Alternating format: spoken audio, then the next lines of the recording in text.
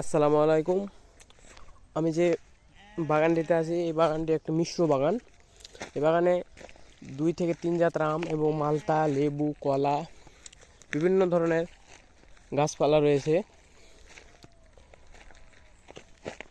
এখানে বিশেষ করে বাড়িফল দেখা যাইতেছে, বাড়িফল আম এবং ব্যানানা ম্যাঙ্গো। আমার কালার কিন্তু খুব সুন্দর, ব্যানানা ম্যাঙ্গো দেখতে অত্যন্ত চমৎকার। ঘুরলাম, দেখেন আমগুলো কোয়ালিটি। এই যে একটি আম, এটি কিন্তু পেকে গিয়েছে হালকা করে।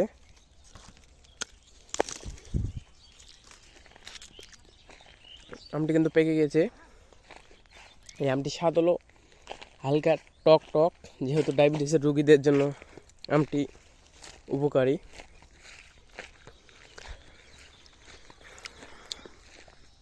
দেখতে পাচ্ছেন মালটা, কলা, এটি একটা মিশ্র বাগান।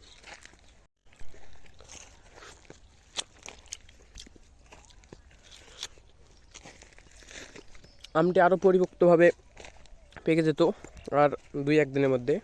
হালকা করে শক্ত আছে, একটু কাঁচা কাঁচা ভাব আছে আমটাতে।